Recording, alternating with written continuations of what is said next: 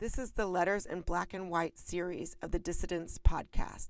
The following is the second in a series of podcast conversations with interesting people on the topic of race in America. Today's guest is Maya Valmon, a sophomore at Stanford University, who is an impressive member of the school's track and field team. What does it mean to be Black and an old American? Does appearance align with racial identity or not?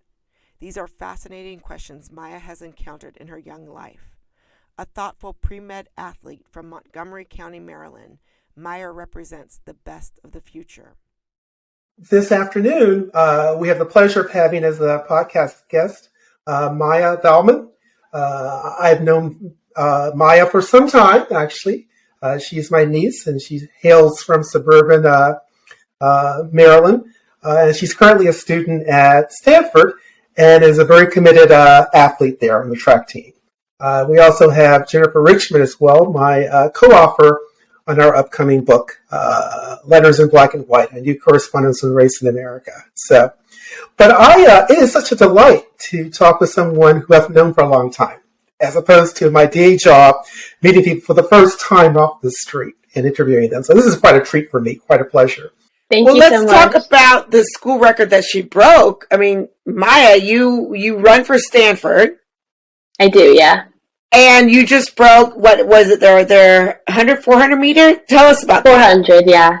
It was the indoor 400 meter record. So one of my teammates who actually graduated last year, it was her record. So it's a relatively recent record, and I ran just 0.01 faster, so just barely, but I was really happy to see that happen.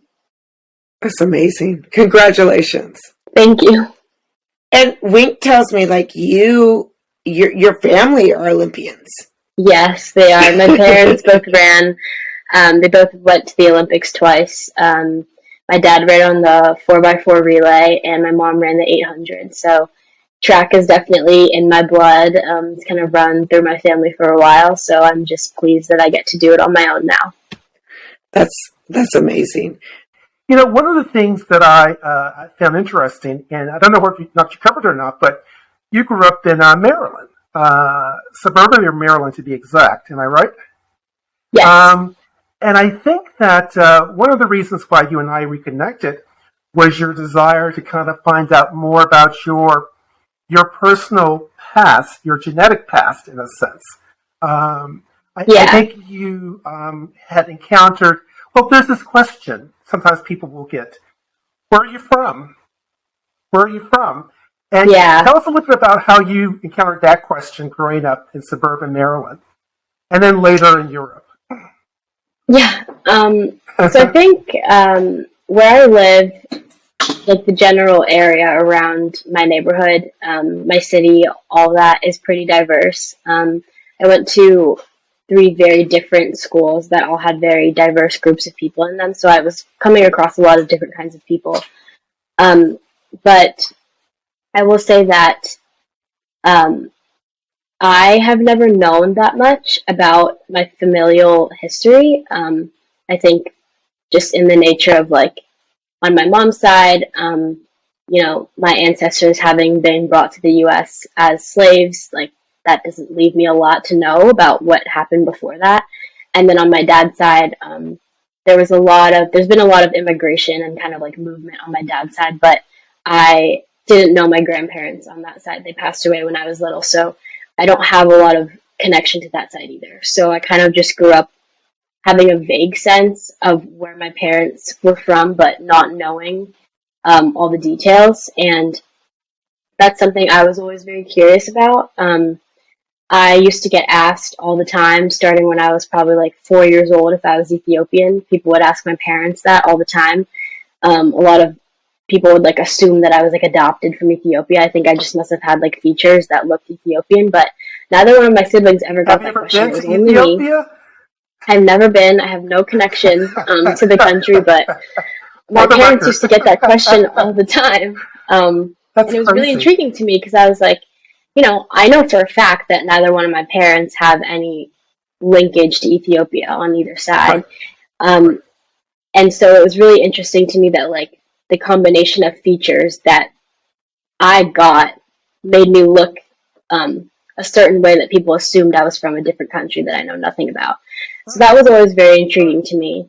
And I'm studying biology here at Stanford, so I've always been interested in like genetics and stuff like that. So I think this question came from mainly from people assuming, that I was Ethiopian, and me kind of wondering like how that came to be, because it was a question I got like so often, like not just once or twice, but all the time. And then I did 23andMe a few years ago because I was really curious. I was like, well, I don't think I'm Ethiopian, but let me just make sure. Just make sure. And yeah, just make sure. And I did it, and I was really interested in what that told me. And then I compared it to my Aunt Ellen, who's my mom's sister. She had done it through Ancestry.com, so I compared the two to try to figure out what I had gotten from each parent. And then I was just left with a bunch of questions, and I was like, well, now I have even more questions than I had before. And I got the rest of my family really interested because I was showing them the results, and they were like, well, that's so cool. Like, I want to know, how this happened and where these people moved from. And then I got on Ancestry.com, and I got more information about where some of my grandparents and great-grandparents might have lived and might have been born. And I started answering some of these questions for myself, but I realized there was just so much more that I didn't know. And then how did your Uncle Wink come into the picture? Yeah, so I was talking about this with my mom once. I was telling her, that I had all these questions, and she was like, a good person to ask would be Uncle Wink because, he studies this stuff, and he's well-versed in this stuff, and he knows so much about, the Lawrences and the Raineys and, my mom's side of the family. And she was like, you should just ask and see if he can help you, like, figure out some of these questions or, like, guide you in the right direction. So, I just emailed you, over the summer maybe. Right. And, you sent me so much information. I started, learning more and more. But, yeah, I think especially on my dad's side, because there's been so much movement and immigration, I still have so many questions that I haven't answered. And I'm hoping that I can get to Panama and meet my great aunt for the first time in person and ask her a lot of these questions. But until then, I just kind of have to like see what I can figure out on my own. I think it's been interesting for me being at Stanford because I've had very interesting conversations about this with people here. There's a lot of people here that come from a lot of different places, a lot of like multiracial people that identify different ways. So this is like something that's come up frequently since I've been here. And I had a few different people kind of like assume different things about me that were different from maybe what I got growing up. So like I did still get like, oh, are you Ethiopian or Eritrean? But then I also got, you look Afro-Latina, like you look like you might be mixed with something, maybe somewhere from Latin America. I'm not sure. I got that. I got, I was talking to two of my teammates who are Nigerian, and I was telling them that, my ancestry report says that the vast majority of my African ancestry comes from Nigeria. And they were like, you don't look Nigerian though. You look maybe something else in, African, but definitely not Nigerian. I was like, well, that's interesting. That's what's actually on my ancestry report. Yeah. Right. And I think what I've come to realize is that how I identify has a lot to do with how my parents identify and like the cultural ties that they have. So like, although, I mean, it's pretty straightforward for my mom's side, because like you said, they were enslaved in South Carolina and then moved to Brooklyn. But for my dad's side, his grandparents were born and raised in Panama, and his two older siblings were both born in Panama, and he was the first sibling in his family to be born in the U.S. So, but I've never heard him say, like, if somebody, well, I don't think anybody's ever asked him in front of me, but I've never heard my dad, like, identify saying, like, I am, full Panamanian, even though both of his grandparents were born and raised there. But that's not something that has come up that much in my family. And then my sister, I think, kind of took this idea of us having a connection to Panama, and, like, she used to tell people at her school, like, oh, yeah, like, I'm Afro-Latina, like, I have, a part of me that's not, just African-American. But I was always very apprehensive to do that because I feel like because I've never been to the country and I don't know that much about it, I don't feel like it's my right to claim it, even though it might be somewhere in my family heritage. And so, I was thinking about it and I realized, like, let's say also part of it is that my grandmother, my dad's mother, once she moved to the US, she very much tried to assimilate her kids to American culture. So she didn't really raise them speaking Spanish. They didn't celebrate a lot of Panamanian traditions or celebrations. It was very much just like we got here, so let's just try to fit in. And I think that has a lot to do with the way that I identify and the way my parents identify. Because I think had my grandmother tried to keep the Panamanian culture alive while she was, in the US, maybe my dad would feel a stronger connection to it, and then I would feel a stronger connection to it by default. But because she didn't, I don't feel that connected. And so, even though that might be part of my story, I notice that it's not something I jump to say when people first ask me, where's your family from? And I think that has to do with the way that my parents both grew up and what the narratives in their family. So I think that's what I'm learning. And then, just talking to my two teammates who I mentioned are Nigerian, they were both born and raised in the US, but their parents are immigrants from Nigeria, and they identify very strongly with Nigeria. They will say, I'm not Black American, I'm not African American, I am Nigerian or Nigerian American. And that's been interesting to me to hear them say that, but I don't think my dad would say, "Oh no, I'm not American, I'm Panamanian," even though his parents are both Panamanian. So that's what I'm realizing is that it just has to do with the way I was raised and the way my parents were raised. So I've got a question around that I'm finding really fascinating, and I don't think that I can relate to. You say your father didn't identify as Panamanian American. I trace my family back through, well, here's something interesting. Actually, I don't think that you might know this.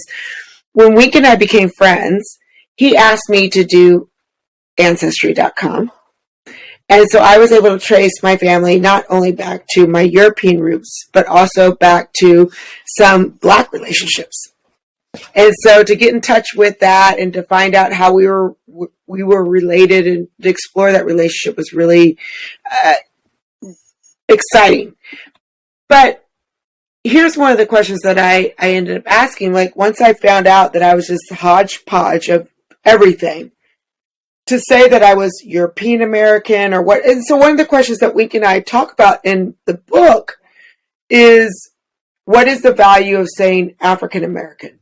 Does that, or for your case, maybe Spanish American or Latin American, or Latin American. Well, no, that would be not, yeah, South American. Anyways, you get my point. Does that in any way, in your mind, create some rifts where we could all find ourselves in this kind of hodgepodge of Americana, if you will?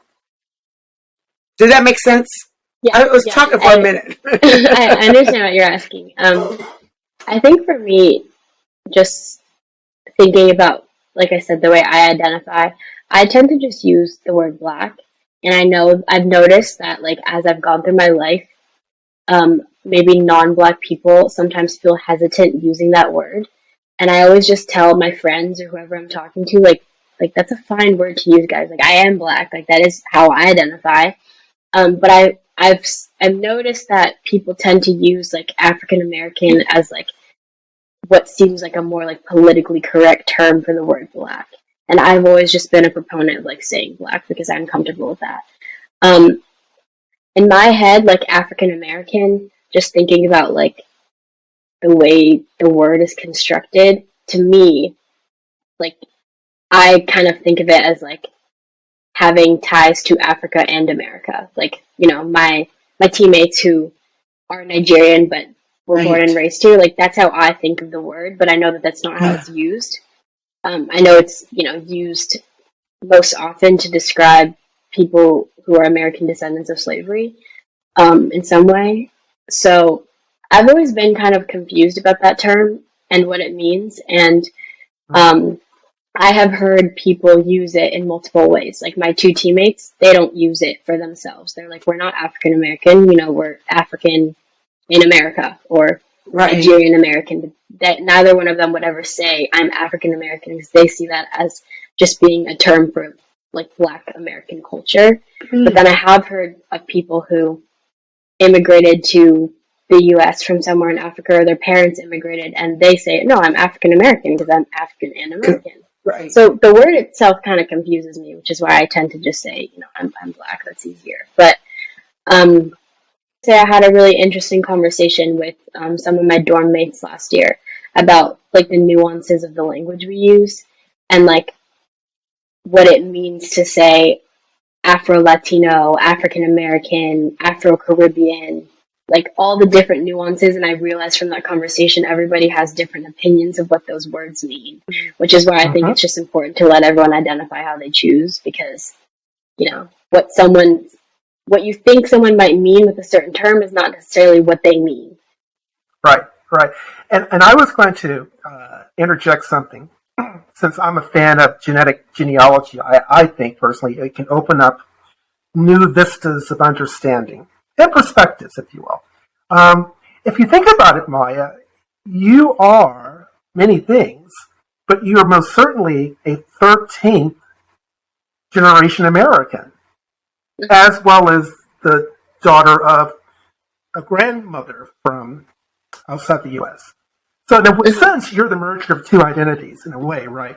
A very, very, very old American and a relatively new American. Do you find that that's a nuance that people should appreciate more, or do you think it's not very helpful in understanding someone? Deep question. Yeah. I love the way she's thinking about this. I have to think about this myself too, Maya. So feel free to ask Link for clarification. Yeah. No, I understand what he's asking. I've never thought about that and like how it pertains to myself, I guess. Mm-hmm.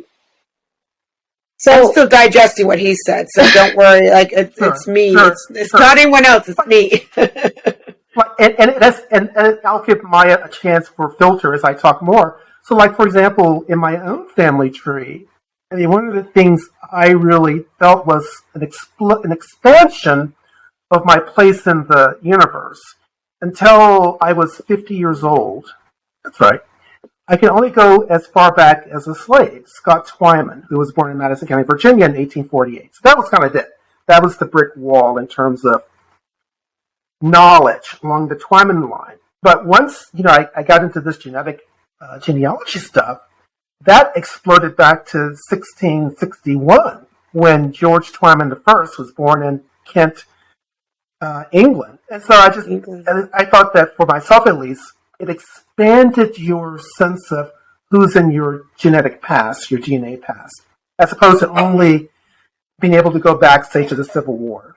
So I guess that's my point, is that if more people were able to understand that, hey, you can't get any more American than Maya Valmon at one level, right? You just can't.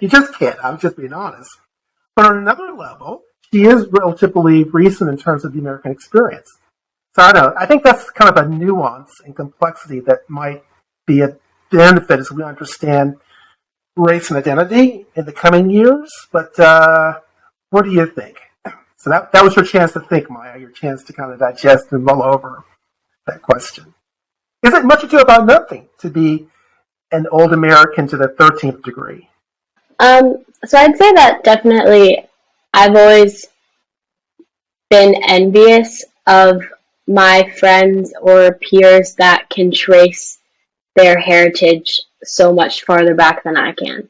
Because on both sides, my family was enslaved on both sides. Like, even though my dad's family wasn't enslaved in the U.S., they also were enslaved. So I can't trace it back that far in either way. I used to wish that I could, because I was like, I just wish I knew, and I feel like I don't really know where I come from. I think in terms of being in America, I tend to just think of this is going to sound like I'm oversimplifying a little bit, but I kind of feel like if you're Black in America, that is an experience that you belong to regardless of where you were before. And I understand that the experience might be different if you, came to the U.S.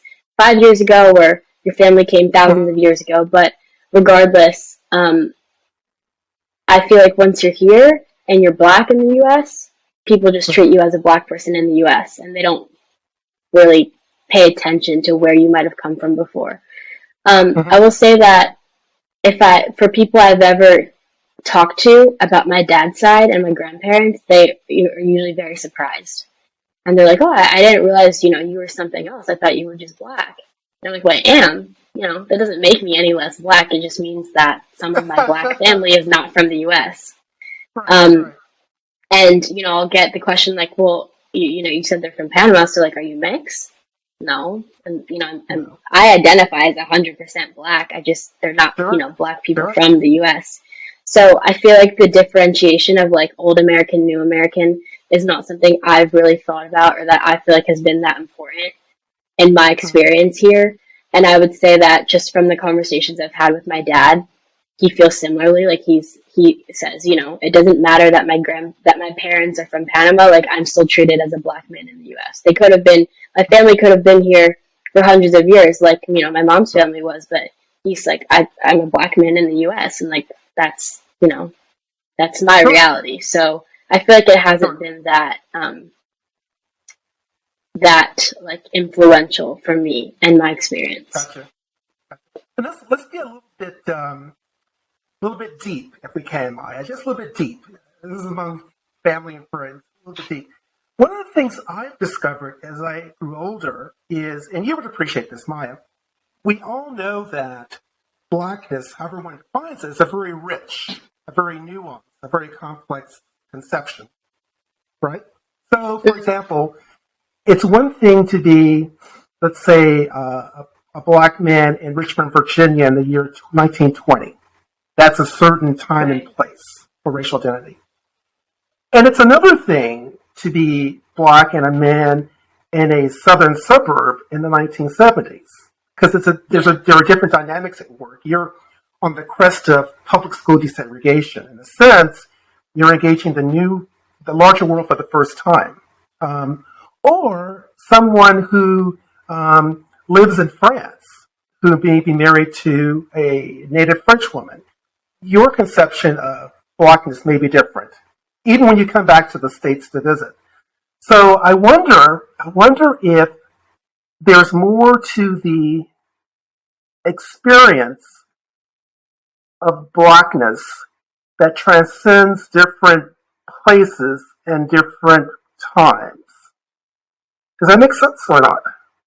Yeah, it does. I definitely think there is. Like, no one's experience is going to be the same. That's why I said before I might be oversimplifying this. Because I know there's a lot of complexity to it. Right. But yeah, something I really want to ask my great aunt about if I have the chance, because she's kind of like the closest thing I have to my grandparents. I want to ask her about like she's never lived in the U.S., but that experience of being black in Panama, if she remembers anything about what her parents told her being black in Grenada, like I want to ask those questions if I can, because the only black experience I know is the Black American experience. Even as you say it, your black experience has been colored by misperceptions from others as to where you're from, Ethiopia or Eritrea, which is kind of a different slant on the black experience, if you will. So yeah. So Maya, I've got a question for you. Yeah. You presented something very like new to me as an idea. Wink and I, when we were writing this book together, you kind of look at experiences of Nigerian Americans, like you said, like people from other places versus Black Americans being like someone who is an American descendant of slaves, right? ADOS. Do you feel you're kind of in that in between, right? I mean, you did say that your father coming from Panama also dealt with slavery, but you're kind of like, you've got that in between of ADOS and something that's like international. Do you think that there's you've kind of been touching on this, but I want to explore that a little bit more. difference that you feel like maybe perhaps in your own family of your mother and your father and how they've dealt with what Blackness is in America? Yeah, I think what's been interesting, just comparing my parents' experiences. So I think because my mom's side has been here for so long, um, she can trace her relatives back, relatively far, I mean, with a limit, but to like where they were in the US and what jobs they had, coming out of slavery, and how her family kind of like built, you know, resources and wealth, and like the things that she's been, that have been passed down to her, she can trace them back to a certain extent. She can say, oh, okay, my mother was an educator, and my grandmother worked in this, and my grandfather worked in this. For my dad, when my grandparents came to the U.S., well, my grandmother came, I believe she came alone. She had to start over from scratch. She got a job in a factory in New Jersey and worked her way. She was starting with no money and was just earning what she could to support her 6 children. And he doesn't have anything like that. He doesn't have anything that was passed down.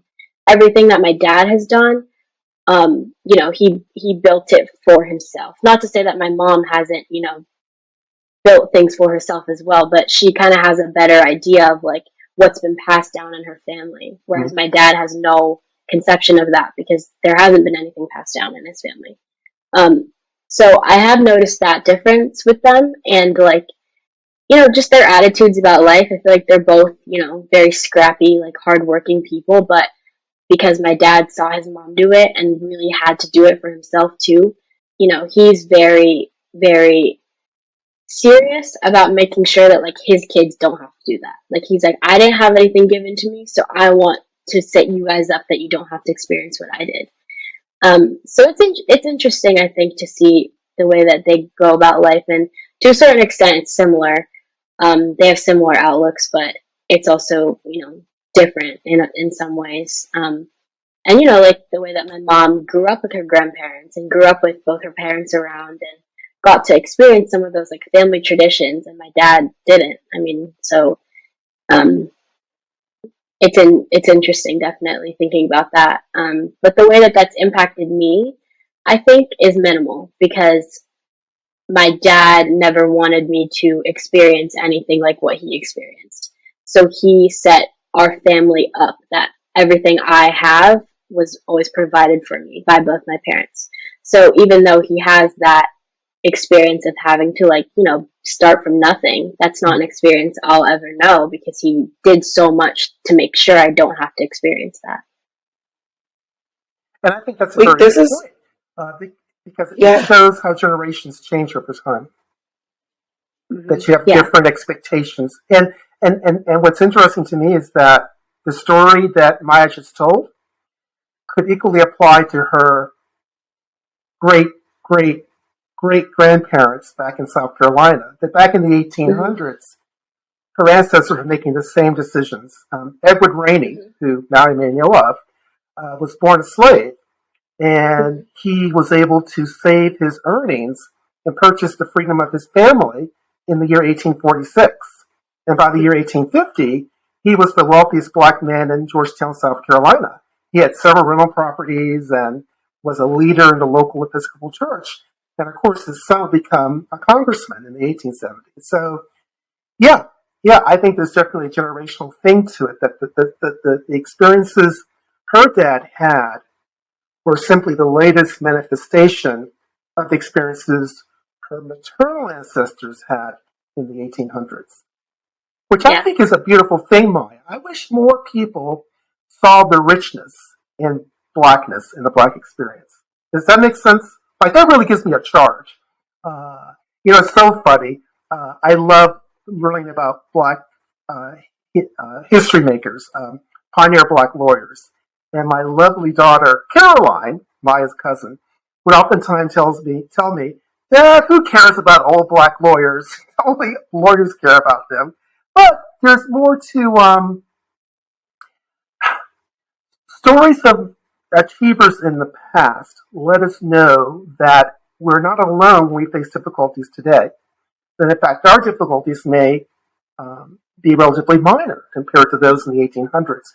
But the universal principle are the very things Maya just talked about. That kind of that foresight, that kind of vision for those who come after you.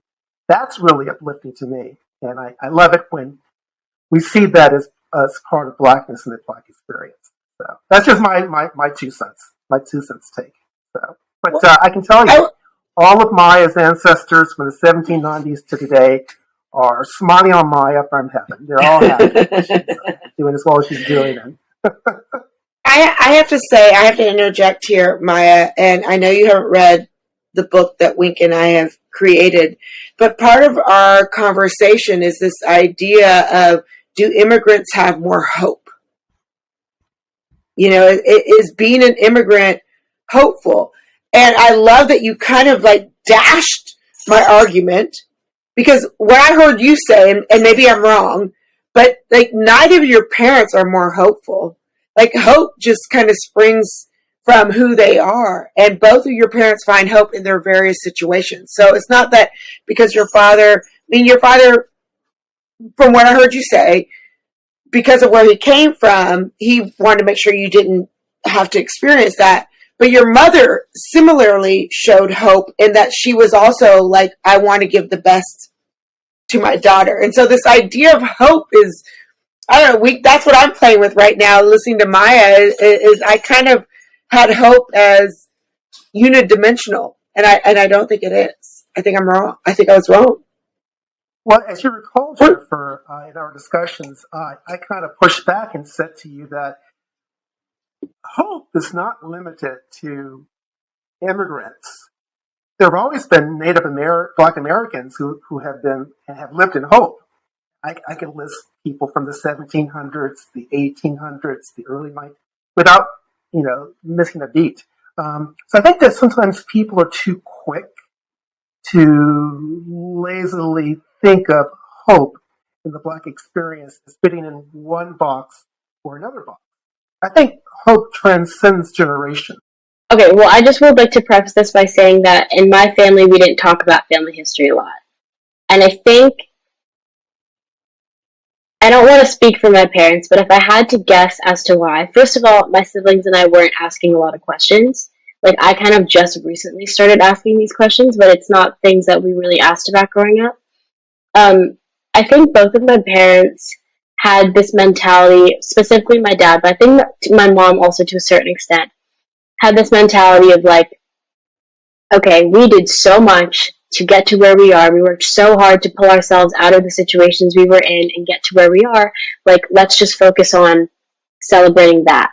And like, I think for my dad, he was kind of like, why does it matter what happened before? Like, I did all of this to set you guys up so that you don't have to, experience what my family experienced. So like, not why does it matter, but almost like, let's just appreciate what we have now.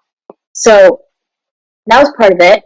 I think also my parents, I don't know how much my mom knows, but my dad didn't know much. I know that for a fact, that he doesn't know much about his family history. The one, person that I would hear about, was Josephine Rainey.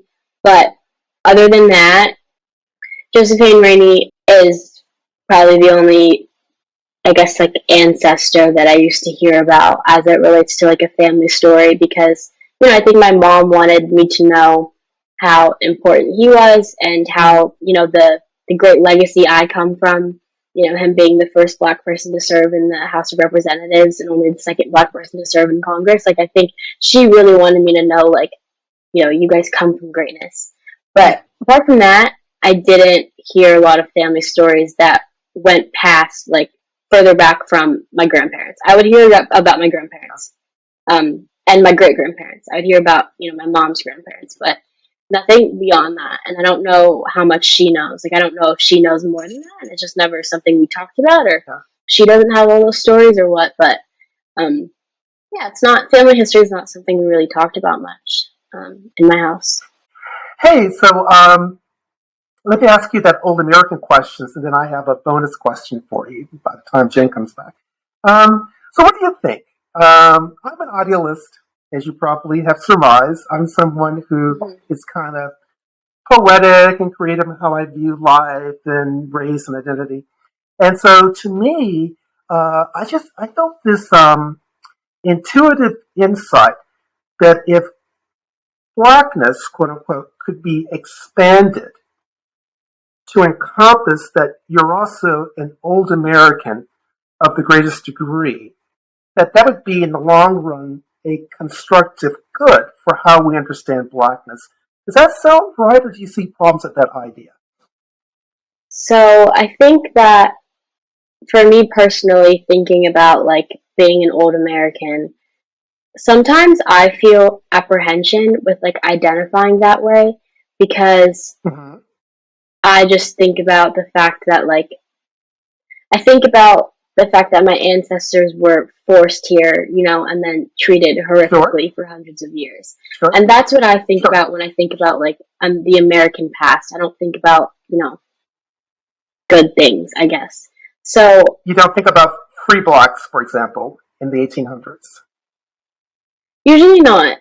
I usually only think, I mean, the first thing that comes to my mind is, you know, everyone that was enslaved. And I think that, like, there are so many people in the U.S. that equate being American with being white. And, like, you know, and I think when that happens, it's hard for anyone, you know, even though, like you said, a lot of black people are, you know, some of the oldest Americans. It's hard to identify that way when you have so many people and like so many things telling you like to be American is to be white. And if you're not white, you're not really American, you're an outsider. And so I have always been worried about saying like, oh, you know, I'm an old American, or I'm American, or even like we were talking the other day at dinner with some of my teammates about like whether or not we love America. And I just think to be black in America, it feels like my ancestors and even me to a certain extent, it's just a constant like feeling of otherness and a feeling of, you know, you're not good enough and you were brought here, but you don't really belong here. So I think ideally it would be great if we could get to a point of like acknowledging, yes, like everybody that has been in this country for hundreds of years is an old American, like, regardless of how you got here. But I just think that like, for me, I feel like there's a lot of tension with that idea. Yeah. So maybe my idea, I'm jumping in on this. 30 years down the road. Maybe, but let me ask Maya. Maybe this could be your final question, because I know you've got to go win an Olympics, and I know you've got a lot of work to do that. But like, as someone who you know looks differently than you, but like truly believes in this idea and really wants to find that connection, what in your mind, you know, someone who's younger than myself and Wink, could we do to create that? I mean, I heard what you just said, like how, I mean, obviously history is different for you and your family than it was for me. But is there a place where we could say, okay, history was different, but I mean, do we ever get to a place where we could say, where do we find that ability to have that common vision, if at all? Maybe not at all in your mind or in anyone's. I don't know. This is something Wink and I don't have an answer. I'm not like leading you up to say something that you're not supposed to say. I mean, Wink and I, this is the question that we ask. And I actually, to be honest, Maya, the funny thing is I'm the one who pushed back on Wink on this question of old Americans in our book, you know? And so I love the idea that he has. I'd love to envision it. I do feel like if maybe in Wink's vision, we all embrace what was ugly and what was good, and we just embrace it and move on with this new paradigm. I don't know if it is that possible. And if so, what would you say? What would create that possibility? Yeah. Well, I know that Uncle Link might disagree with me a bit here, but I feel like in order for that to become a reality, I think that American culture as a whole needs to really do a deeper dive into the history of slavery in this country. I think we kind of learn about it passively in school, and I feel like, now that I'm studying biology and public health here at Stanford, I'm realizing just how many of the injustices and systems that are still in place trace all the way back to that. And I feel like there's a lot of talk about, like, well, how do we solve these problems? How do we solve environmental injustice? And how do we solve what the residual effects of redlining, and how do we protect communities of color? And I feel like it really goes back to more than just people of color understanding that history. And I'm fortunate, I guess, that I was able to grow up in like a relatively liberal and progressive area where we were able to have a lot of these conversations. But in talking to some of my friends who have, pretty conservative families or didn't grow up in areas like that, and I feel like I hear a lot of rhetoric specifically from like my white friends about like, well, slavery was so long ago, like we're all here now, like why is it so important? Like I don't get why we have to keep talking about it, and like nobody's enslaved anymore, like we've come such a long way. And I feel like I'm learning every day, like I feel like all the injustices in this country can be traced back to that system, and I don't think a lot of people fully understand the effects of it. And so I feel like in order to if you want to get to this idea of like, oh, we're all, old Americans, like we have to understand, like we might all be old Americans, but in very different ways. And it starts from understanding,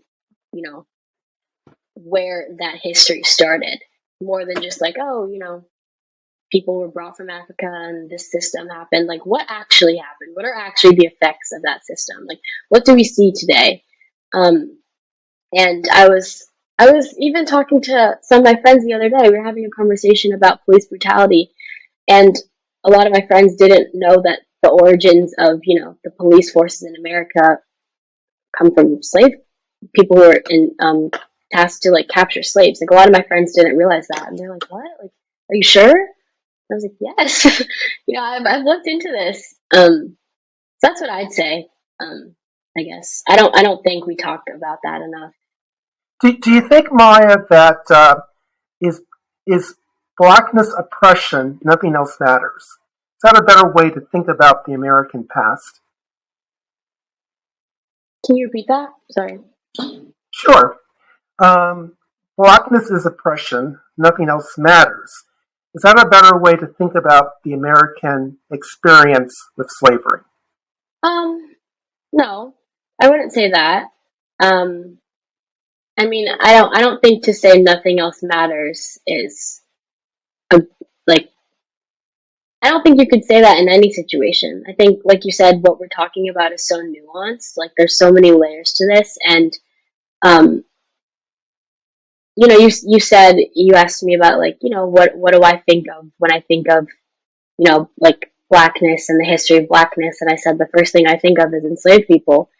Um, I'm realizing that there's so much more to, the history of being black in the US than just that, but I just think that, like, from my experiences with people that are not black, I've found that it's much easier to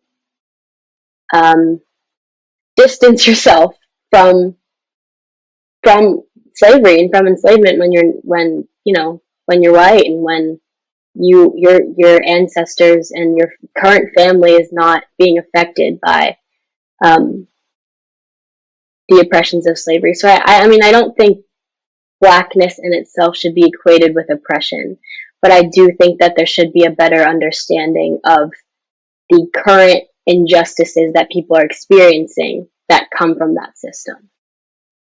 Mm-hmm. Mm-hmm. That there's ongoing causation, if you will. Yeah, like even, just thinking about, we were talking about, the difference between our parents and whether or not, being a Black immigrant in the U.S., is a different experience. And like, this might be an extreme example, but, if this has happened actually, that, my dad and my brother have been stopped by the police and luckily nothing happened. But like, in a situation like that, they don't care about that my grandparents came to the U.S., more recently than my mom's parents. Like, they don't care about that. All they see is a Black man in front of them. And why might a police officer be more motivated to, use violence or feel threatened seeing a Black man? Because of systems that have been in place since the time of slavery.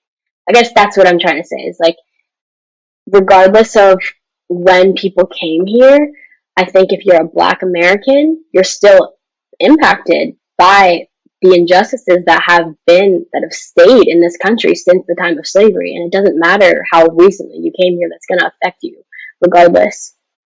And do I have time for a bonus question, Jen? Yeah, sure. Transitioning to an entirely different topic altogether, Maya, I'm just curious. So, Maya, you've heard of, I'm sure, an organization called Jack and Jill. Mm-hmm. What's your sense of Jack and Jill as a part of the American experience? So I'm not a part of it. Me and my siblings aren't, so I can't say that I know too much about it. I had friends, in high school that were a part of it. And from what I could tell, it seemed like it was a way for Black families to find solidarity with each other. And that's all I can really say about it, because I don't know that much. I just know that it's not something my mom wanted to put us in. She didn't feel like we needed that to like find solidarity, I guess. This has been great. This has been wonderful. And I've enjoyed the back and forth. And to me, it's great because it's also in a sense, a conversation between generations, and which is what I appreciate a lot. And that's good. That's good. So, and I'm delighted that I was able to help add to your personal history some of the details that are out there, which is good. I don't know, maybe because I grew up in Virginia, but I just think it's so important to keep those achievements and those ancestors alive, because once they pass on, it's the living that has that duty to keep their spirit alive. And once the living forget, then they truly have died. In other words, you die two times. You die once when your physical body passes away, and then you die a second time when the last person who knew you passes away. And that's one of the great things about people like Congressman Rainey or James Mitchell or Richard Holloway Sr., is that because they did so much good in their lifetimes, their lives were recorded and remembered in writing so that we would not forget. And that's a great thing. I think it's a great thing. So, yeah, and Maya, for myself, it's just a pleasure to get to know you. So proud of all your accomplishments. I'm waiting to see you in the Olympics. So, don't pressure her. Don't pressure. I know, no pressure. Just keep running. But you add so much richness to this conversation. I mean, there's no right, wrong, end or beginning to our conversation. It's just a conversation that we hope continues to open up dialogue between other people so that we get to a place, if we will, where we can see each other as old Americans or just even friends and colleagues. So, or family members, as it is with you and Week. Do you have any questions for us, Maya? I'd be interested to hear more about this podcast and the book and what you guys are working on, because I know all I really knew was you wanted me to come on the podcast, but I wasn't sure exactly what the details were. Yeah, well, I was so inspired about your interest in genetic genealogy and ancestors because, well, number one, I love that I've always loved history, American history. And two, because Jen and I have been working on a book about, to some degree, this idea of old Americans, but more broadly, race across the color line and communication. So my thinking, my theory, Maya, is, and you can probably sense part of it, is I tend to look at life from this perspective. If there are over 40 million Black Americans, there are over 40 million different life stories, experiences, and perspectives. And so what I really love to do, what really motivates me, is to dig down as far as I can into as many individual stories as I can. Because I feel in some way that deepens my understanding of people, of the human experience, of the Black experience. So what Jen and I have done over the past 4 years, literally, it's probably every day or every other day, exchange a series of letters about our lives and how we perceive race and racial identity. And it's been interesting because, Maya, as you can appreciate, I probably would view things differently from perhaps your dad, or perhaps your grandma, she's laughing, or perhaps my kids. And so I've enjoyed kind of looking at life, racial life, from my unique lens, my unique perspective. And Jen has done the same. She's looked at it from her unique lens and her unique perspective. And we've gone back and forth over a whole litany of issues involving life. So we've talked about life, Jen. We've talked about Jack and Jill. We've talked about old Americans. We've talked about Congressman Rainey. We've talked about my ancestor, Daniel Brown. We've talked about growing up in the 1970s. We've talked about small town upbringing. We've talked about Harvard, the Harvard Club of San Diego, Harvard Law School, University of Virginia. We've talked about McCarthyism. We've talked about President Truman. We've talked about Black History Month and a panel discussion I was on at UCSD.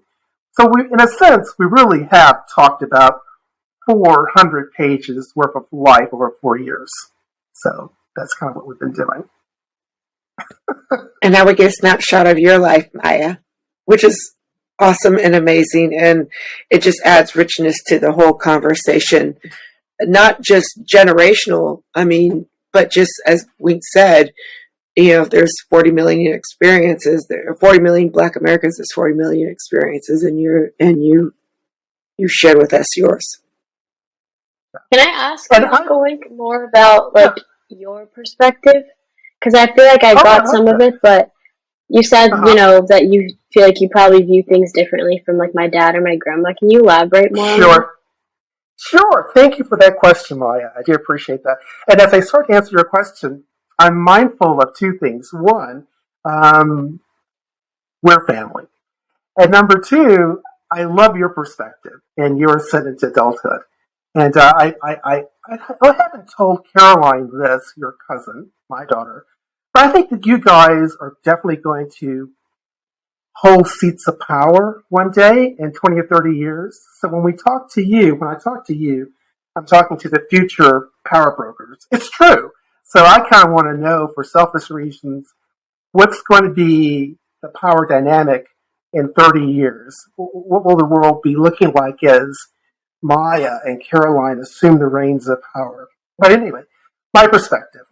So Maya, I was born in 1961 in Richmond, Virginia, the capital of the Confederacy. And I lived on Twyman Road in then Chesterfield County, Virginia. Everyone who lived on the street was a Twyman. Had cousins and uncles. We were all blood related. And I went to a segregated all-black school, Hickory Hill Elementary, because schools were not desegregated yet until the year 1969, 1970. So that was probably one of the most important events in my life, because I went from an all-black school to being the only black kid in my class. And of course, there was a lot of racial hostility, racial animus. You can imagine because he was with kids who had never been exposed to black kids. And then another event happened. The city of Richmond annexed our part of Chesterfield County. And my mom made a decision in 1970 about the future of her kids. She wanted them to be educated in the county, not the city, because the schools were better in the county and the taxes were lower. And so in 1970, she made that momentous move, and we all moved out to the county. And I attended a county, small town suburban school. So what I learned going through middle school and high school, I was always the only black kid in my class, always without fail. But I also was very ambitious and driven, and I quickly discovered that whatever my goals were that I set for myself, if I wanted to achieve them, I was going to achieve them. Now, some people might have problems with that, but I always felt like that was their problem, not my problem. I remember this wonderful story of mine. I was on the school bus, and I had just decided I was going to run for governor of my junior high school. And a white kid looked at me and said, "Who ever heard of a black governor?" I could not have cared less. He could have pounded sand for all I cared. And I won the race and went on to become student council president. And then I went off to University of Virginia. Same situation. I had a great time. I had my goals. I encountered prejudice, but I kind of put it aside. I dismissed it and carried on. Law school, the same. And then I continued in that situation. I then moved to a law firm in New York City, then to Capitol Hill, where I met my wife, Skylar, your aunt Skylar. And then we moved out to San Diego. But what I found was that as you grow older, your family experiences and your early childhood experiences imprint themselves on how you see the world. So, for example, I saw the world very much as a small town kid from Virginia, a southern suburban town. My wife, Skylar, grew up in Brooklyn and very much sees the world from a Brooklyn mindset, a Brooklyn prism. And so as we ended up having kids in San Diego, all the way across the country, you almost had two different cultures coming together into one Black American family. Mm-hmm. So, for example, for my wife, Skylar, it was never a question. The kids must belong in Jack and Jill. For me, that was kind of alien because I'd always been the only black kid in my class, and race had never really mattered growing up. I went to a black church.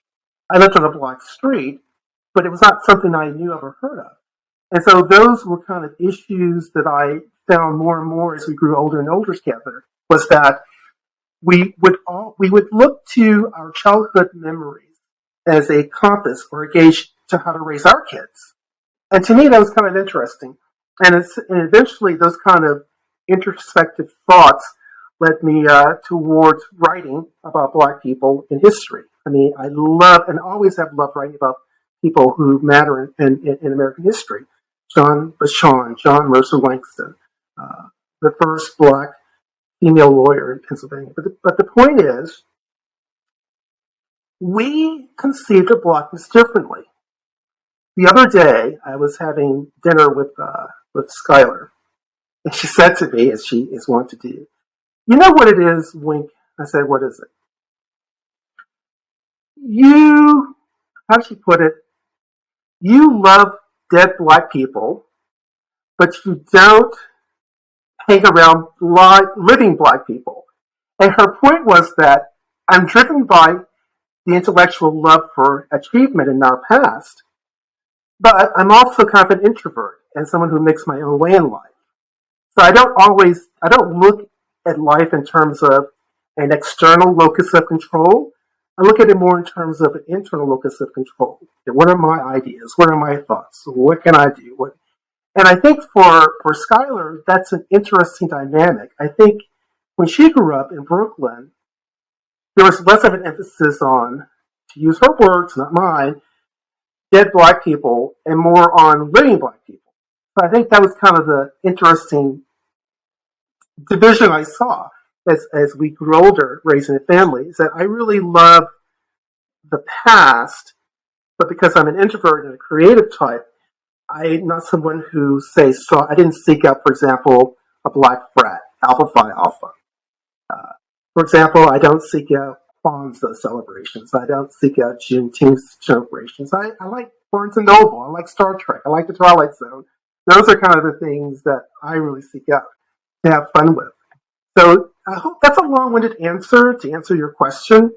But the point is, whereas some people would think to describe themselves as first and foremost, a black man in America with these experiences, I tend to look at my life more as from the inside out. Who am I?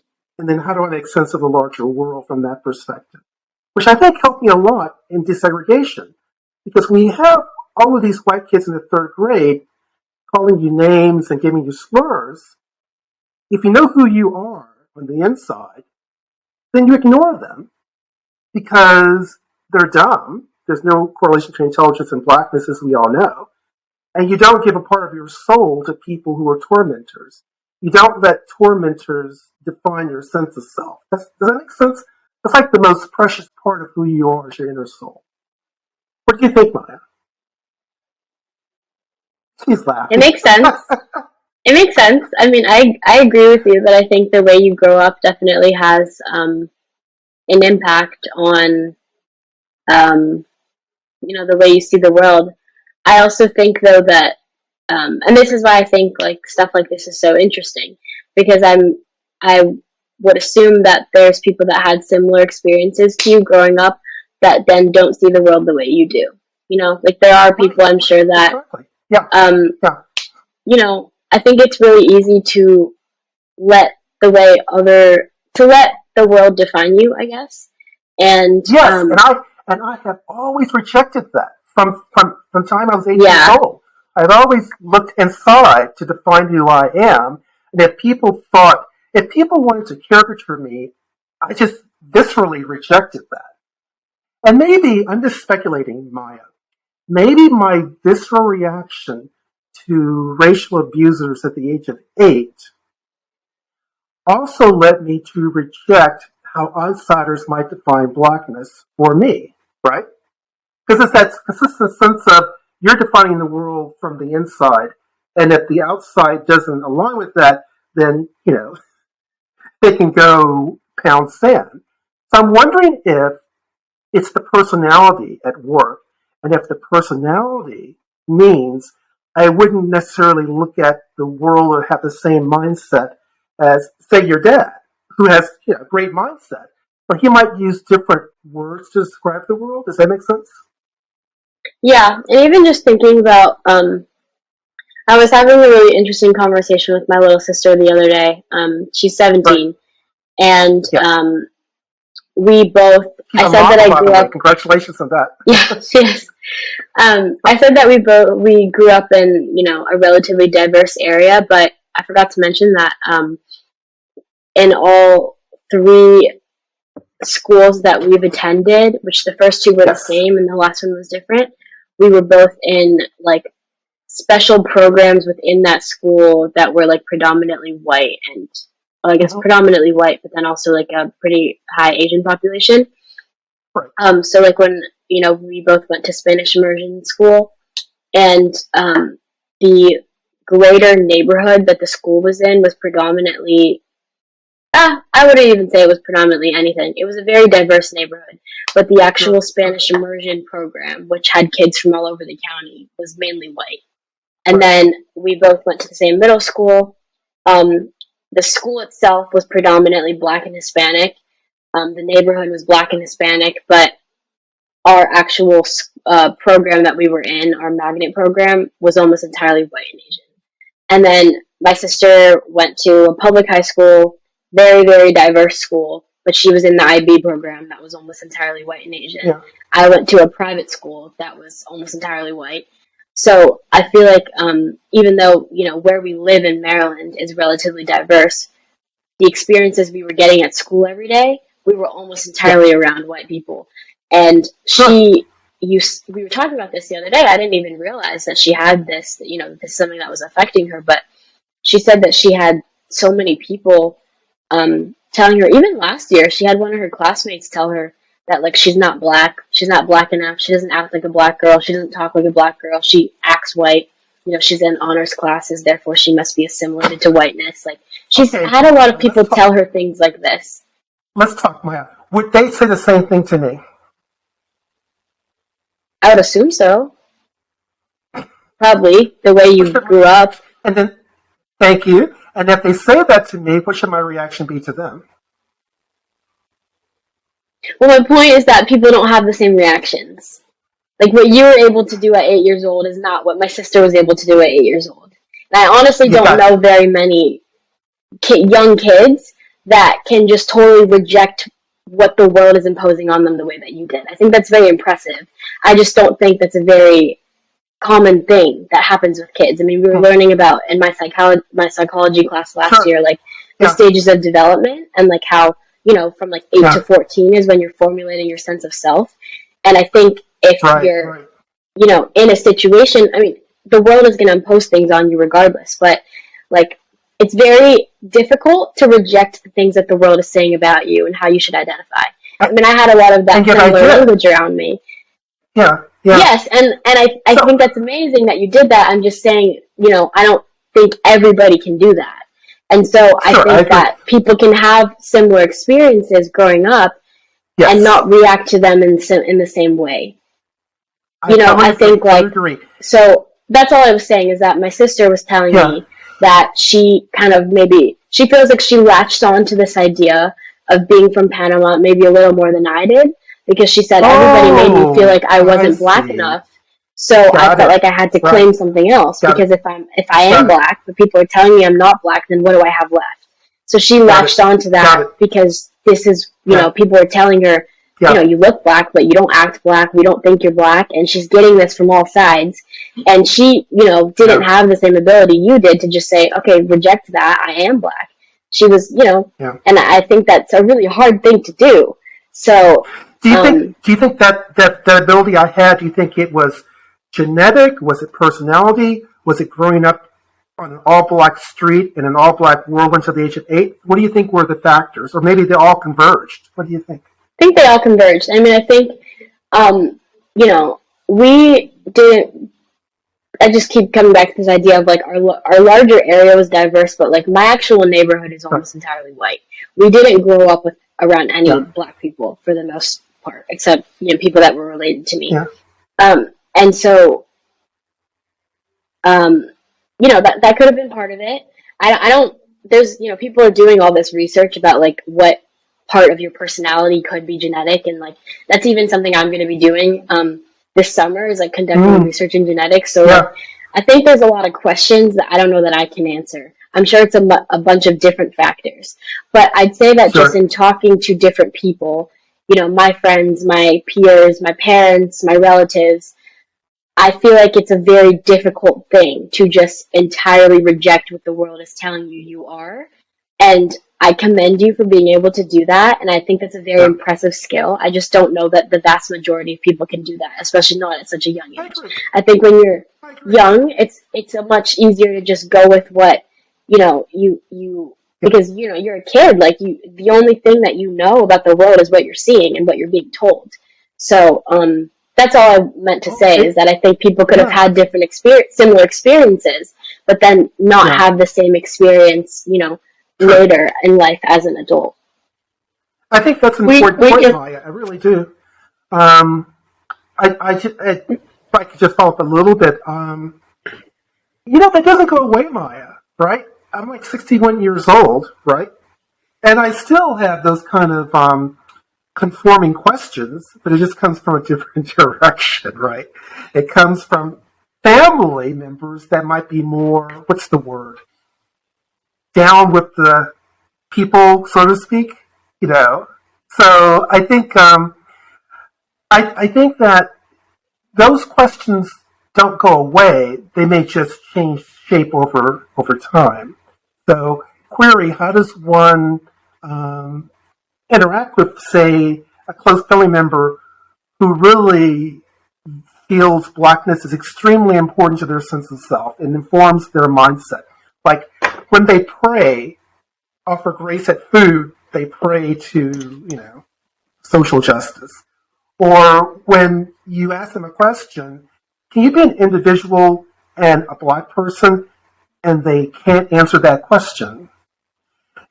Or when the person communicates with you, and 9 times out of 10, it's something related to slavery. Even though slavery was over in 1865, it's not breaking news to receive news about slavery in the year 2023, I guess is my point. So I think those issues continue, but they just assume a different context. Yeah, I would agree. Yeah.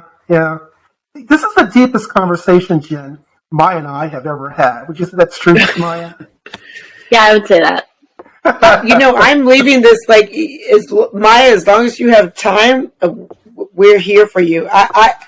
Or not here. I don't mean it in that way, but we're part of this conversation. As an interloper here, I guess I do have a question myself, though, where what I've heard from Wink and what I'm hearing him continue to say is we're all kind of a part of who we are genetically. And I hear what you're saying too, and I hear this idea of, if you're trying too hard or whatever, that's white. And I don't know. I guess my question back to you is, how do you feel about that? I don't think I have any comment really, but a question. And I see so much. Wink and I have talked about this a lot, about this whole idea of striving and you're clearly at Stanford and you're about ready. We're going to just go ahead and throw that out there in the universe. You're about ready to become a Olympian. Where's the disconnect with you? Where it's why is that, or is it? Why is it related to a color? Why is that white? If it is at all. What do you mean? How do I, what's my experience been with that? Is that your question? Well, yeah, but you were just saying this. If I heard you correctly, correct me if I heard you incorrectly. But this idea of striving and getting good grades and whatnot was well, you're acting white, or you're Mm-hmm. or that's a white thing. Mm-hmm. Clearly, that hasn't affected you. You're at Stanford. You're an Olympian to be. We're just going to throw that out there. It's going to just put it out there that you're an Olympian to be. How has that affected? Yeah, no stress. We're just going to throw it out there. But how has that affected you? I mean, is that something that you identify with? Wink, am I asking the right question? Yeah, I understand what you're saying. Yeah? It definitely is. I mean, I think that in a similar way to my sister, I tend to internalize the things that people say about me or the expectations people put on me. I just deal with them in a different way than she did. Instead of saying,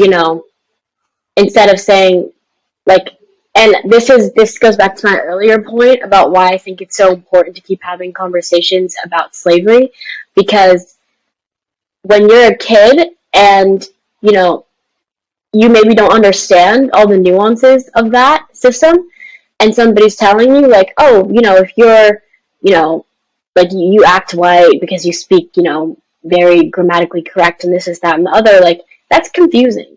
And it, it's well, and I think what I see in in this country is people equate achievement and intelligence and greatness with being white. And I think that goes back to why race was invented in the first place, right? And there's all these ideas about why do people have these notions that Black people aren't as smart as white people? Okay, it goes back to slavery, that you needed a reason to enslave people, so therefore you just said the whole race is inferior. And it's not just you said, okay, they're inferior in every way other than physical strength, I guess. So I think it just goes back to that. And it's because I was always one of the few Black students in these programs I was in, what people were telling me was also matching up with what I was seeing. Because I didn't know, about all the systems that have been put in place to keep Black people down. And I didn't know about, the way that, Black families were starting from nothing, coming out of slavery, and like the way that it just like that system just set the odds so against, our favor. And I didn't know that when I was a kid.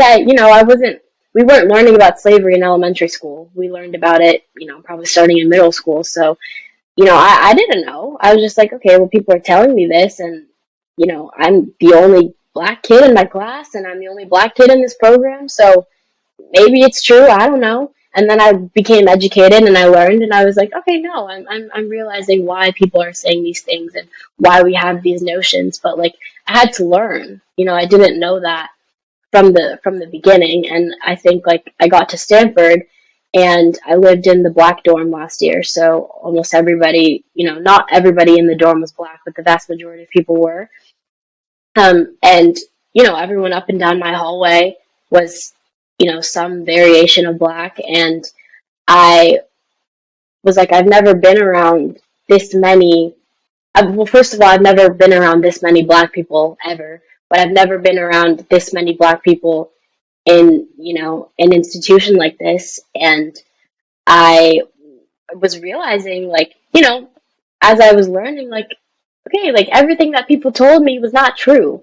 And so I was starting to reject things the same way that you did, Uncle Wink. I just did it later. And it took me learning, I think, and becoming educated to be able to do that. And now I'm at a point where I'm able to reject things that people say about me, and, I'm able to just kind of formulate my own identity and like what I want. I know now, whatever I want to do, I can do it. But when I was little, I didn't know that. And, as much as my parents tried to tell me that, like, when I'm going to school every day and I'm the only Black kid in my class, it feels like I shouldn't be there. And I don't know why, so I had to grow up and I had to learn. And then I just think, like, that's why I would say that, to your question, Uncle Wink, about, like, how do you communicate with someone that kind of, like, centers Blackness in their life? For me, it was incredibly important to be in that dorm and be around all those, kids that looked like me, and that really reaffirmed my sense of like, no, you do belong here. You are supposed to be here. You being here has nothing to do with what race you are or anything like that. Like, it has everything to just do with you and your intelligence. And that was really important for me to be able to do that. And I think that had I not lived in that dorm, and had I lived in another dorm where probably almost everybody in the dorm would have been not Black, I probably would have been one of like 3 Black kids in the whole building. I wouldn't have had that sense of like, no, you do belong here. You are supposed to be here. And so yeah, it has been my experience. But then coming to Stanford, I think, has helped me. I think growing up has helped me. I think just becoming educated on systems has helped me. I mean, even like, I just think like my studies, like I just keep learning and learning and learning. Our, lecture last week in my hum bio class, my human biology class, was about like environmental injustices and like the way that, the San Francisco government, put, these power plants in certain areas that were, mainly Black communities, and the way that, like, people are so confused. Okay, why are the rates of, diabetes and asthma and all these diseases so much higher in the Black communities? And then they had to go back and look and realize, oh, these plants are here, and like they knew this was happening and kept them there. Like, even just think learning. I've been able to reject things slowly by learning, though. And that's why I was saying that I think being able to do that as a kid is really impressive, but also very rare, because I don't know that many people just have that in them. I think it takes becoming educated and, learning more about why things are the way they are for a lot of people. I haven't met very many people that have been able to do what you did and just reject everything people said about them from early on. I'm going to credit 3 people for what I was able to do at the age of 8. Number 1, grandma, mom, and dad. I mean, they were the paragons. They were the gods of your universe when you're 8 years old. So you look up to them more you do outsiders, nameless outsiders. Number two, I grew up on an all-black street, Twyman Road, where everyone was related. So in a sense, before I was 8 years old, that my known universe was not just black people, but family. So I think that gave me a tremendous sense of self when I went into the larger world. Because when someone then tries to caricature me, I know from personal experience that's nonsense. I know that my entire world was filled with Twymans until I was 8 years old. And then number three, I attended a black church. And the black church was founded by my grandma's grandfather. And my great-grandfather's picture was on the church wall. So I had a great sense of roots growing up. And so if you grew up in a black church founded by your ancestor, if you grew up on a black street where everyone is blood related, if you had strong parents and grandparents, I think that makes it easier for you to reject nonsense when you encounter it in a larger world. Does that make sense? So in a way, my all-black Stanford dorm was growing up on my street with my parents and grandparents and attending my black church. So that when I was 8 years old, I was good to go. You weren't going to give me some silly nonsense about, Right. So I think you're right, Maya. I think you're on something. So maybe we should have a government program where every black youngster lives on an all-black street named after their family, and they all attend all-black churches until the age of 8. But that solved the racial problem. Is that a real question, or are you kidding? I'm kind of kidding, kind of not. I mean, do you think there is value in coming of age until the age of 8 in a 100% black environment, and then after that age, going forth into the larger world? What do you think? I don't think that it needs to be in a 100% black environment. I just think that kids should be able to have. I mean, it depends on the person. I'm sure there's black kids that have grown up having, little connection to black culture, black ancestry, or anything, and we're fine. I mean, that's why I'm saying I think everyone's different. Everyone's experience is different. Like you said, I didn't have, my black street. The first time I got that was at Stanford. I didn't I didn't grow up with my grandparents, really. I didn't grow up with, we went to black church maybe for a few years, but it's not like I was going every week for 10 years. I didn't have that. Like I said, I didn't really grow up with my grandparents. I only had, my mom's mom, and she didn't really live near us. So, my other three grandparents had all passed by the time I was maybe, I don't know. I think however old I was. Either way, I didn't have that. I do think that's important, though, if a child is exhibiting maybe signs that that's something they need.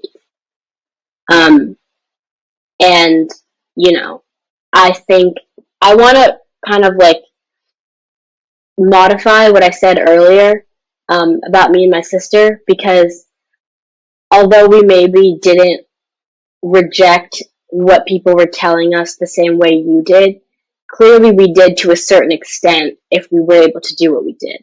If we had just accepted everything, we would not have, gotten perfect grades and been super high achieving and gotten into these hard magnet programs and gotten into Stanford.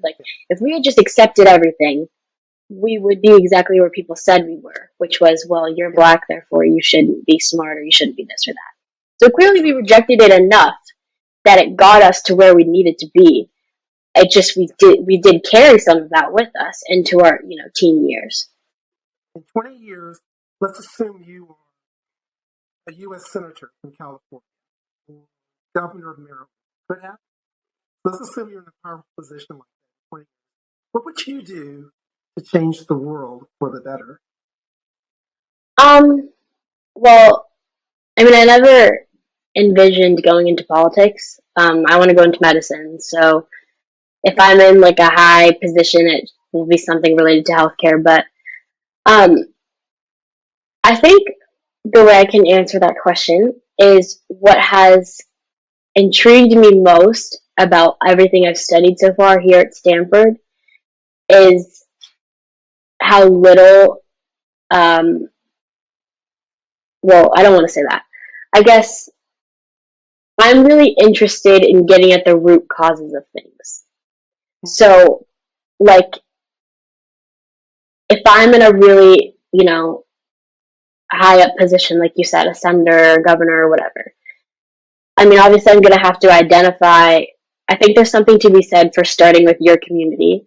I used to really want to work in global health. I thought I would go work for Doctors Without Borders and, be working in, other countries. And not to say that I won't do that, but I've kind of narrowed my focus more to what can I do, like, in my own country first, in my own communities. So I think, if I'm in a position where I'm able to influence a lot of people, I'm going to start by with need finding. What are the needs in my community? And it's hard for me to say like what I want to do to change the world because I don't know what that'll look like in 20 years. But let's say it's like, okay, there's these health problems in my community. Okay, instead of let's just throw medical resources at this community, let's get at why we have these disparities in healthcare. Why is this community experiencing this healthcare problem so much higher than this other community? Because if we don't get to that and we just keep throwing resources at the community, like that problem's not going to go away. It just might get a little bit better for the time being. So I feel like that's often what like I don't appreciate sometimes about the way that like the people that run our country is obviously you want to take care of the immediate issues at hand and you want to just, okay, well let's fix this. But I don't think there's a very good understanding of why things are the way they are. That's why I keep saying I think it's important to understand all the effects of slavery because, how can we address the problems that we're seeing if we don't know why they happened? And I think that starts with education, honestly. I just think a lot of people are underinformed. I know I am. I mean, I didn't expect to be so taken aback by the stuff I've been learning in my classes here. And I was like, how did I not know all of this? Like, where have I been? I just think there's so much more to be learned. And like, I think about what you're saying about your community and, your family and your street and your church and how you feel like that allowed you to reject things people are saying about you. And I think that starts from being educated. How can you reject something if you don't know where it's coming from? Well, I'll tell you, in my case, I just simply saw it as coming from ignorance. I viewed prejudiced people as ignorant. And I valued education. Well, that's what I'm saying. That was education. Because you knew it was ignorance, right? You recognized that it was ignorance because you knew what it meant to be not ignorant. A lot of people don't know that. They might just take it as truth because they don't know what actually is truth. Right. So, yeah, I agree with you totally with that. I think that so much talent and potential is lost when people, uneducated, take in the worst from people on the outside who intend them harm. If someone loves you, if someone wants the best for you, they're not going to slur you. They're not going to put you into a box, right? I mean, they're going to, I don't want to use the word affirm, quote unquote, because that's kind of an overused word. But people who have your best interests, your best heart at heart, your best soul at heart, they're not going to denigrate you or belittle you or caricature you or put you in a box. I think that I have found in my life that some of the strongest elders for me have been people all over the map. They come from no common race or gender. They were just genuine people who wanted to see me do well. So, for example, my first and second grade teacher, priceless in my life story, both black women who taught in all black segregated schools. My sixth grade teacher, Mrs. Hunt, challenged me, inspired me. She recommended me for the Gifted and Talented program, which really set me apart from my classmates going through middle school. My seventh grade teacher, in her class, I read every book I could in the textbook, including the recommended readings at the back of each chapter. I started to read one book a day in the 7th grade. And throughout middle school and high school, I would read one book a day. The school bell rang. I ran to the library, got a history book, checked it out, went home, read it that evening after my homework, and then the next day returned to the library and continued that process. Guidance counselor. I had a guidance counselor, a black woman in the 11th grade, who encouraged me to think about Harvard. I had no clue it was I had given no thought to Harvard as a serious consideration, but she urged me to consider it and had an admissions officer come to our school to speak with me. So just little things like that. People who want to see you do well in life, as opposed to people who did not want you to do well in life. And I could usually discern the difference. You could discern the difference, I think. Yeah. I oftentimes think about the fact that people should have a better developed sense of harmful words and poisonous intentions, and that you should never let someone enter your mental database or enter your soul who simply have ill will in their heart for you. I mean, that's the biggest reason to always reject bigotry and prejudice when you find it in your surroundings in a classroom. Because, life is competitive. And so it's about doing as well as you can. No one's going to give it to you. You've got to work hard for it. And the people who belittle you, I'll give you again. It's an interesting example. It's in the book. Kind of cuts close to home, but it makes the point. So I had very supportive people in my life growing up, but there were some people that were not very supportive. I'm thinking of someone in general. When I got admitted to Harvard Law School, it was a joyous event, Maya. I remember I got the fat letter, opened it up, ran screaming down the door of the hallway. Yay, I got into HLS. I was happy as happy could be, right? And then I went home. And there was not joy on the home front. And I remember this very dramatic conversation, the summer of 1983. I got into Harvard Law School. The American dream. I can hardly wait. Why don't you go to Howard Law School? Doesn't Howard have a law school? No, I'm going to Harvard Law School. I've worked night and day, every day of the week to get into the best law school. That's my dream. Thurgood Marshall went to Howard Law School, and Senator Wilder went to law school, and cousin Lawyer Page went to Howard Law School. It's a black law school. I think you should go there. No, and I rejected that racial box thinking. And I remember this person turned to my mom and said, he thinks he's white. See what you've done? He thinks Harvard Law School is his Bible. And then my mom slowly turned and said, I would be grateful if I had the same opportunity in life as Wingfield Jr. has. Are you jealous of your own son? And so that was a situation where, you came face to face with someone who didn't really have your best long-term interests at heart. They would rather you have gone to the familiar Howard Law School. Great law school, not anything against Howard Law School. But Harvard Law School was the goal and the pinnacle.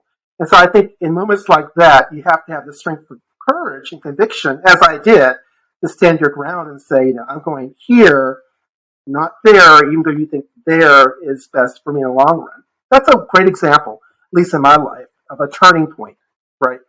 I could have gone one way or the other, but I stood my ground and ended up going to the school I wanted to go.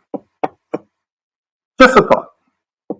Yeah, this is, I do need to go study soon, but this is just the last thing I'm going to say is, just know, but I am enjoying this conversation. I'm finding it very interesting.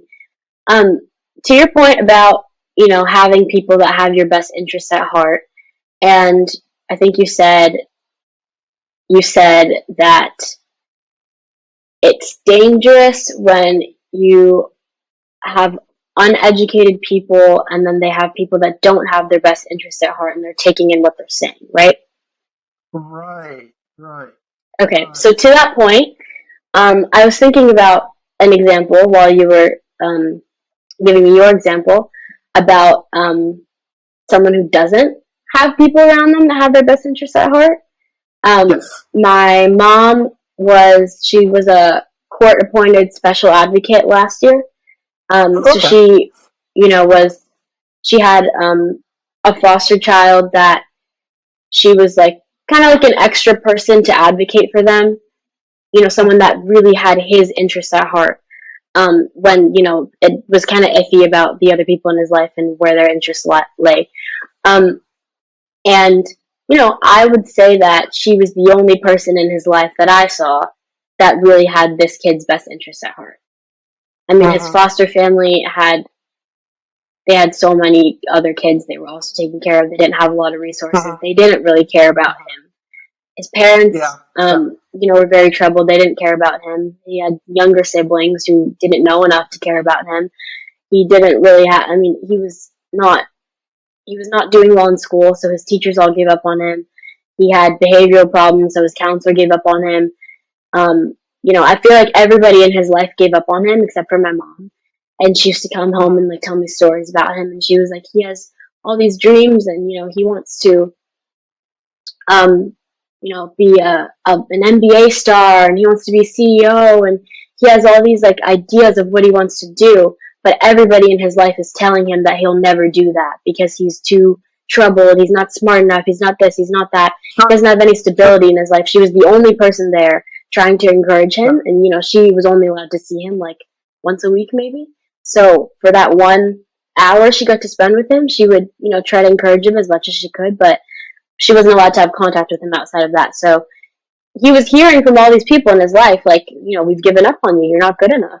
And I think, that's an example of where I don't know how he's doing now because she's not on the case anymore. And I don't know that I don't think she's allowed to keep up with him if she's not his advisor, his advocate anymore. But my mom would come home and like be in tears, like she was heartbroken that everyone had given up on this kid. And I think this is a situation where I feel like he was just internalizing what everybody was telling him because he didn't have people telling him things that would help him reject what other people were telling him. And I think about him sometimes, and I'm sure that I hope he goes on to like accomplish all his dreams and do what he can, but if he doesn't, I wouldn't say that it's because he didn't have the ability to just reject what everyone was telling him. Maybe he just didn't have enough encouraging and positive influences in his life. So I guess my overall point is just that, like, I think everyone's experience is very different. And, it does matter what you have around you. And so, like, you said, should we just have every black kid grow up on a black street and have a black church and such? Like, maybe not to that extent, but I think every kid deserves to have the right environment around them, encouraging them so that they can face those obstacles that they might get from the rest of the world. And I don't think every kid has that. So I just, something that I was thinking about. Maya, it's been such a pleasure to get to know you. I feel like this is the beginning of so many more conversations. It's been like 2 hours and we just kind of touched the surface of what Week and I are writing about and how we have those connections and how we like actually create that common ground, if you will. So I know you're so busy. You spent 2 hours with us. Thank you. And I hope that we can find the time, to just continue this conversation. Thank you. I've learned a lot too. I've always found that like the best conversations I have are when I don't agree on every single point with the person I'm talking to. So this has been really enlightening for me also.